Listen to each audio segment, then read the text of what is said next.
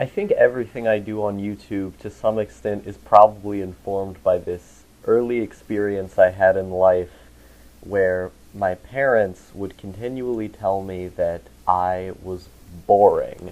Now, this happened at a very young age, and if you know anything about kids, they're going to not be the most interesting people in the world, right? They're supposed to be these weird little things that are just learning everything, and new things that seem obvious to everyone else are things that they're just discovering. And so with a kid, you have to be patient with them, and the way a lot of adults get around that is that they think the fact that kids are ignorant is cute, which, I mean, yeah, ignorance can be cute sometimes. So they just like that about kids. But the problem comes with parents when they don't like what kids do, when they don't like the fact that kids can be boring, that kids can talk too long, that kids can be confused by normal occurrences, and then they verbalize that. Because even if you feel that your child is an annoyance, telling them that at such a young age can have damaging psychological effects, especially in the way that you do it. And when I'm on YouTube and I try to project my voice and I try to say things out in the ether to be this YouTube cult, to be this person who interests people, to be this person who gets affirmation from interesting people, I tend to be very, very self-conscious about how I speak and who I am, and to this day that mental block still exists. Because the thing that informs such experience, that things that make us want to go out and be a YouTuber, are often pretty personal. Like in my case, when I grew up, as I said, my parents would just punish me for being boring at a very young age. The earliest I can remember was I was about 4 years old, and my mom and my dad, they would just tell me, "You're being boring, stop, leave," and sometimes I would even get hit for it. That was the thing, is that I remember my mom specifically, like, I would talk for such a long amount of time that she would just pick me up and I would get hit because I'd be talking for too long and something about it just upset her. And I would just stay in my room all the time for years and years of my life when I was young, because they would just tell me, "You're boring, stop, get out." And I would have certain things taken away from me for being boring. I would have, certain punishments levied on me. I was actively rewarded when I would stay in my room. When I would stay in my room, I would get gifts. I would, be told, "Oh, you're a good kid," and all these other things. But when I left the room and I tried to talk to the only people I was able to interact with, because the thing is that I was homeschooled until I was 12 and a half. So I didn't have anyone else to interact with. And so I would try to talk to my parents or my brother. And I mean, my brother was really the only person who I interacted with on a consistent basis, and he just so happened to be abusive, so that was great. But I tried to talk to my parents, and much of the time I was just met with, "Hey, you're boring, so get the fuck out. Stay in your room, and you'll get gifts if you stay in your room." So eventually I just developed this habit of just always being in my room, always being alone with my thoughts, always staying away from everybody else. Because if I didn't, I would be actively punished for being a boring child. And it made me really, really self-conscious, right? Like, I would constantly be thinking about, "Oh, how am I fucking up with my speech? How am I being boring? How am I being annoying?" And all these different things, and I just didn't understand why, because my parents never really accurately explained it to me. They just said, "Oh, well, you talk too long." Well, what if I talked about something different? I don't know. I don't know how to fix this. And so the fundamental issues with how I spoke didn't really end up getting fixed. I just got way more timid and less confident about my speaking, so I would end up just like saying things and messing up because I'd be nervous, or I would just be confused and timid, and it just made everything so much worse. And I just would always be thinking about, am I boring? Am I messing up? Etc. And it was the worst thing. Like, the thing that I remember most out of this period of time was that my mom would tell me to talk to plants, because she would tell me that if you talk to plants, you can get the carbon dioxide onto the plant, and the plant will grow better. And she said that, you know, talking to plants was a therapeutic thing for people when they don't have anyone to talk to. I had people to talk to, they just didn't want to talk to me. So what I would do for hours and hours out of the day was I would either talk to my pets, you know, my cats. At the time, I didn't have a dog yet, so I just talked to the cats. And I would talk to my plants. And much of the day was just spent that way, because I didn't go outside very much because of my heart condition. So I would just always stay inside the house, and I couldn't go outside because of my tachycardia, because if I went outside and played for too long, maybe I would have, you know, a heart attack or something. And if you add that on to the fact that my parents would tell me, you know, don't go outside unless we're there, they never wanted to go outside, and so I just ended up not going because I was scared of my heart condition messing up somehow, or my parents just didn't want to go outside with me, and it ended up feeding back into each other, because me not going outside eventually led me to getting sick really easily, because I wasn't exposed to germs, and so I didn't have time for antibodies and stuff to build up, for a tolerance to build up, so I would constantly get sick. And then that would lead me to staying in my room all the time even more. And up until I went to 5th grade, when I was 12 and a half, it was always like this. I was always in my room. Never was able to talk to anybody, because parents just didn't want to. I did sometimes, you know, when I had to go eat food, etc., but most of that time was just spent in my room, because I didn't want to be boring. I was told I was boring. I would just intrude on people a lot. Like, I would just come in and say bullshit anyway. Like, I would just come in and be like, hey, you know, the cat did this. I like cats. And they'd just be like, yeah, get the fuck out.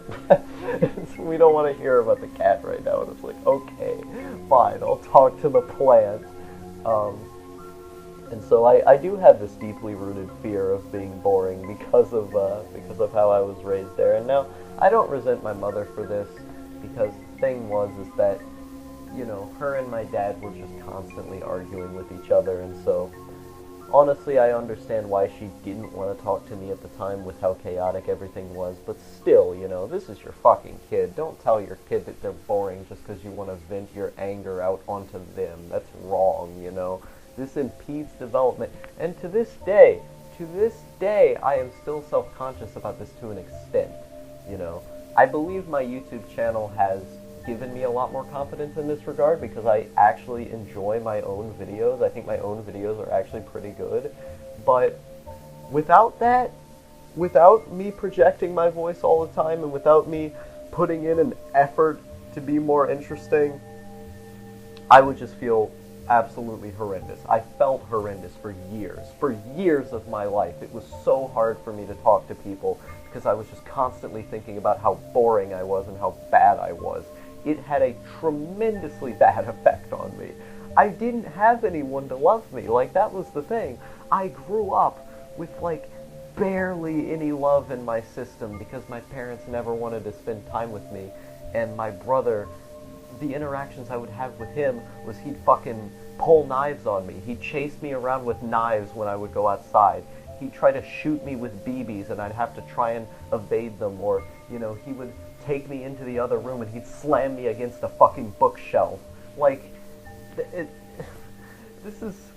these were the only social interactions I had as a young kid. Like, I was homeschooled. I didn't have anyone else. And then I'm told, you know, when I try to interact with my parents, and the only thing I get is, oh, you're boring. You're a bad kid. You're boring. Okay. That's it. And, you know, when I tried to do anything else, you know, sometimes I just get hit for no reason by my parents, you know. One of my earliest memories, my dad chasing me outside because I got mad about something the way kids do. You know, when you're 4 years old, sometimes you get mad, sometimes you throw a temper tantrum. Nothing wrong with that, that's what kids do. But, you know, he just chases me outside. He just chases me all the way outside, and then picks me up by my shirt. I'm unable to move anywhere, unable to evade his arms, and he just keeps hitting me again and again as I cry and as I beg for help. He just keeps hitting me. The thing that stops him is my mom yelled at him. She told him, "Stop. David, why are you doing this?" And then he just looks at her, and he just acts so nonchalant about it. He just acts like it wasn't any big deal, like it didn't mean anything.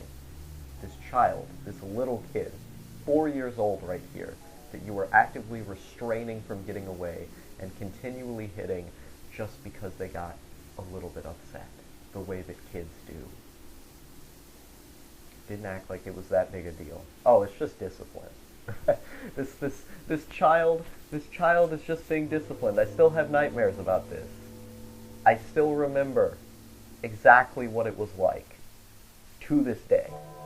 Still get nightmares. It's just discipline. That's all it is. Telling your child they're boring, oh yeah, it'll just teach them how to talk better. And I mean, in my case, yeah, it motivated me to talk better, but that was because it was in spite of that abuse. All of the good that I've done, the person that I've become, it was in spite of the abuse that I incurred. That was me working to get better. You know, most people, they would have just gotten worse. They would just be beating their wives. They would just be going around just acting like a shit. I realized exactly what they were doing wrong, and I worked to be better than what my parents were. Most people, they would have just became them. And I am an extremely strong and special person for being able to do that.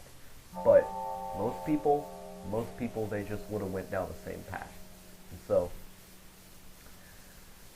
yeah, I don't mean to sound egomaniacal or you know, overly proud here, but I do think anyone can do the things that I've done to mitigate the issues that my parents brought upon me to. Anyone can improve in the way that I have, but most people don't, and I think that's, you know, that's the thing that I'm really proud of. And I think, you know, there's nothing wrong with being proud of who you are. It's just I don't want to sound egotistical when it comes to that, but I am very proud of the development that I've made over time, because I think most people wouldn't go that far just because they weren't exposed to the right influences. But yeah, it's a deeply rooted fear of mine being boring, because I just got punished for it as a kid. Like I would just try to have a normal conversation. Like I wouldn't be rude or anything, and if I was rude, I just wasn't even explained what I did wrong. It would just immediately be, you get hit, you know? That's all you got, or you got something taken away, you got something broken of yours. Remember, one point, I had accidentally broke something in the house, and I remember my dad, he broke a bunch of my stuff. You know, same thing. A similar thing happened when I was 6 years old. My brother would just like, when I asked my mom to have a baby doll, you know, something for Christmas that you know, girls tend to have. I told her I wanted to be a mother. You know, I want to raise my own child, and I want to be a girl. And my brother caught wind of this. He knew that I had said those things, and so he took me into what was my sister's room at the time. I'm not sure where she was. I don't remember, but he just took me in there, and he kept hitting me. He just kept hitting me until I was bleeding. I still remember that very vividly to this day. Those were the interactions I had as a kid. Those were the things that I had to deal with. And I was homeschooled, so I didn't have any other influences, right? I didn't have anyone to tell me that I was good. I didn't have anyone to tell me that I was doing the right thing sometimes, or that I could get out of this. I only had the abusers. And I mean, granted, people are more nuanced in the bad things that they do. Sometimes they're good. Like, I had good days with my mom and my dad sometimes, but that just made everything all the more confusing. Because when you have good days with them sometimes, it makes you wonder, why exactly are they doing the bad things? And then it makes you feel like it's your fault.